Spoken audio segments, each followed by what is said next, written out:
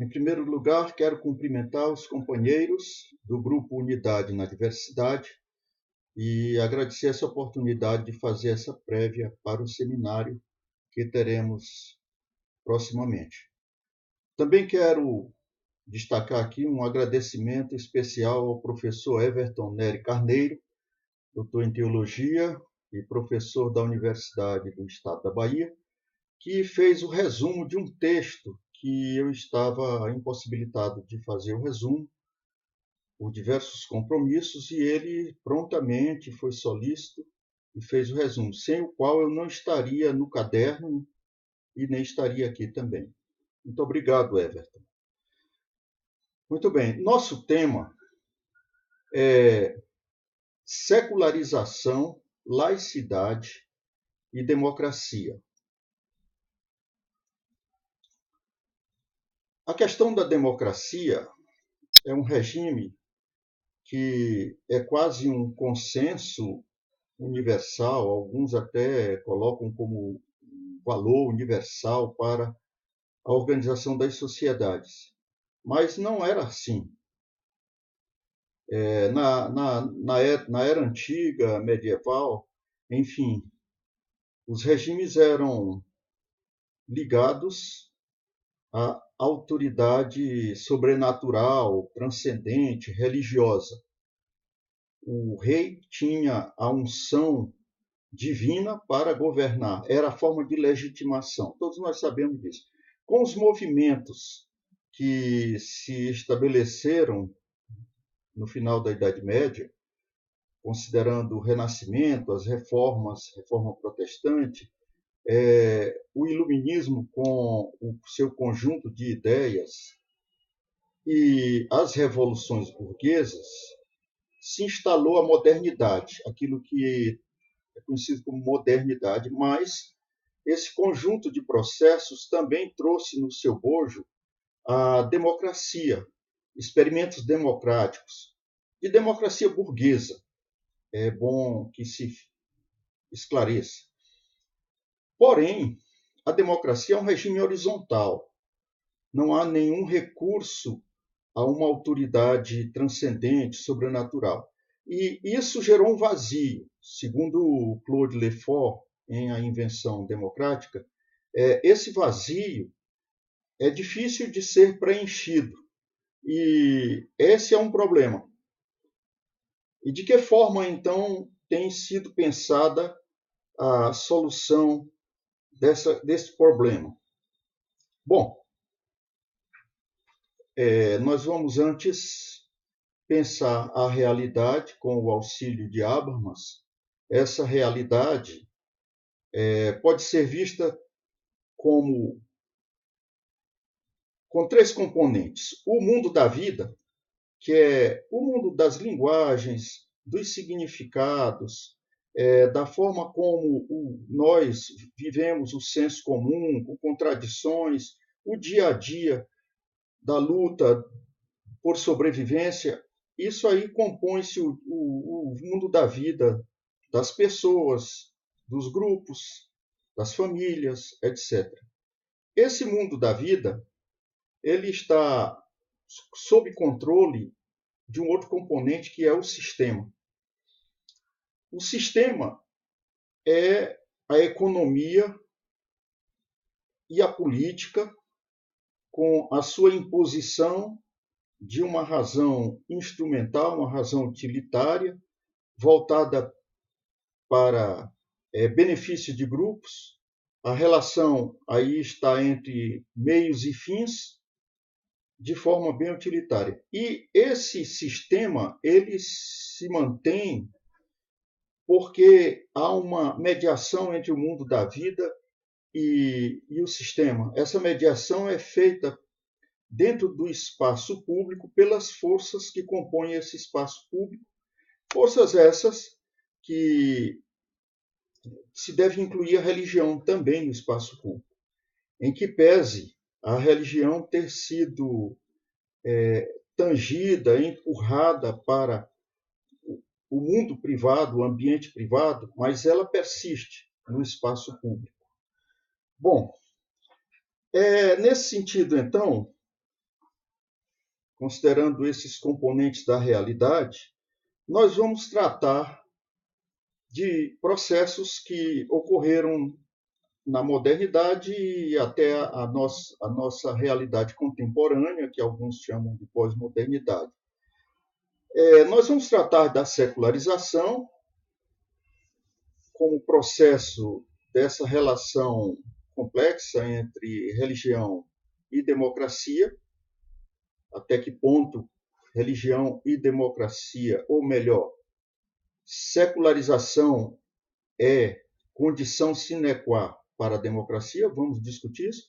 Em seguida, vamos tratar da relação Estado e religião, Estado e Igreja, no caso cristão, e vamos convergindo para, finalmente, tratar da questão da que democracia, qual democracia é interessante do ponto de vista que queremos discutir aqui no grupo. Bom, eu vou trazer a minha contribuição, a minha opinião. Pois bem, a secularização é um processo que, curiosamente, essa emancipação da coisa pública, do Estado, das religiões, é um processo que foi, em muitos casos, liderado, comandado ou estimulado pelo protestantismo, pela reforma protestante. A ideia era garantir que na sociedade houvesse liberdade, quer dizer, liberdade de ideias, de consciência e liberdade de ação. Então, houve secularização promovida pela própria dimensão coletiva do religioso. É importante aqui trazer uma contribuição de José Casanova, quando ele mostra que não necessariamente democracia depende de secularização.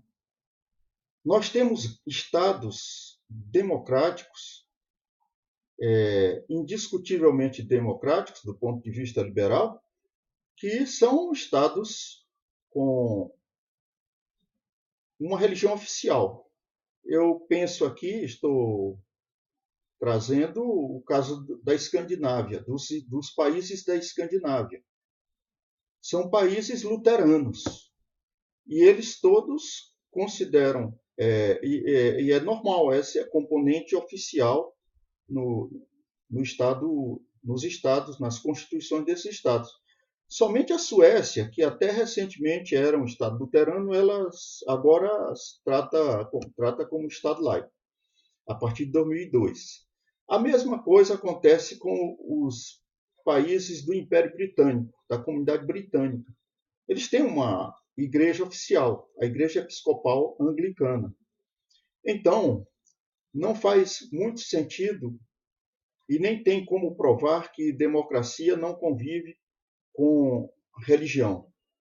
Não há necessidade, não é imperioso a questão da secularização para que se tenha democracia.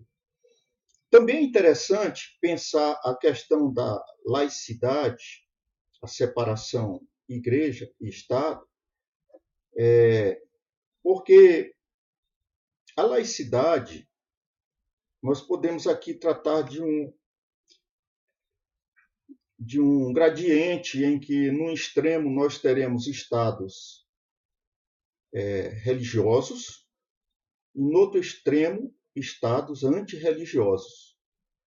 E, entre um extremo e outro, nós podemos considerar diferentes tons de cinza.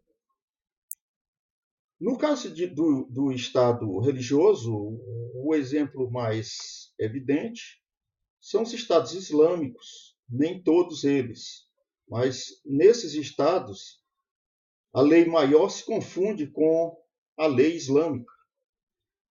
Pensar em Estado antirreligioso, nós podemos pensar, por exemplo, na antiga União Soviética e na própria China, principalmente na chamada Revolução Cultural, em que as religiões eram banidas e rejeitadas. É um Estado que não tolerava a religião.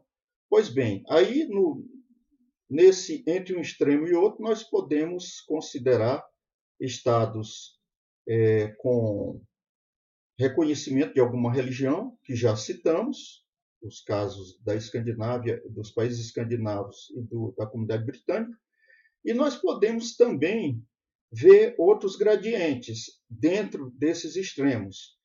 O caso da laicidade ativa, que é o caso, por exemplo, da França desde a Revolução Francesa, separação radical entre Estado e religião, mas que, com a continuação, se abrandou de alguma forma.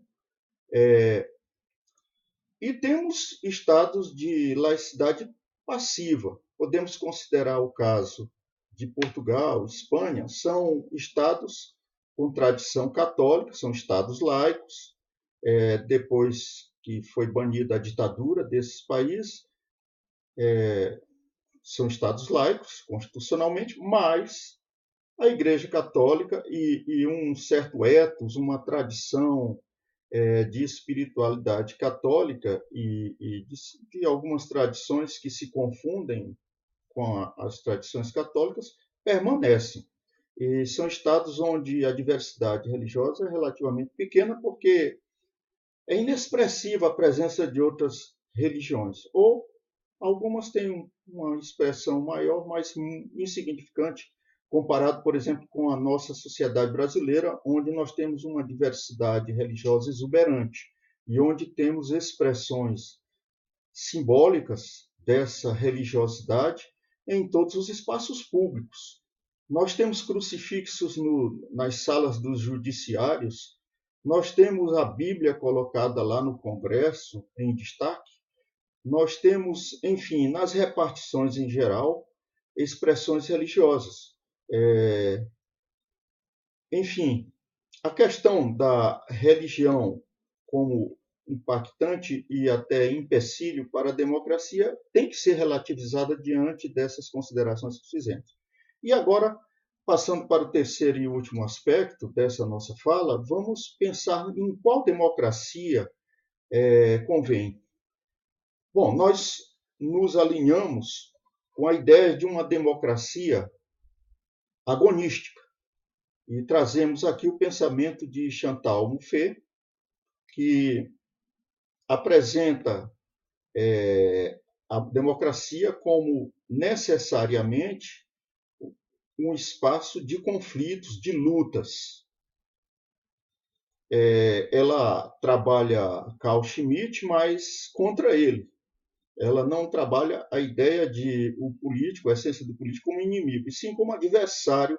Por isso, uma democracia agonística, onde os que conseguem apresentar um projeto de sociedade que a sociedade aceita alcançam a hegemonia, mas sem poderem jamais excluir os adversários, porque o que é fundamental na democracia agonística é exatamente a possibilidade daqueles que estão na oposição e que estão na contra-hegemonia possam também se tornar hegemônicos.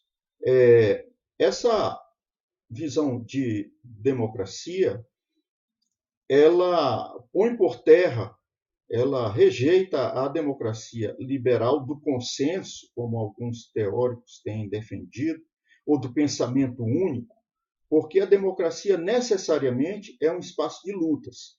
Mesmo quando, no caso atual, como é destacado por David Harvey, os capitalistas estão com um poder brutal, imenso, e aí a luta de classe se torna difícil de se lutar, por causa do fraco poder dos trabalhadores.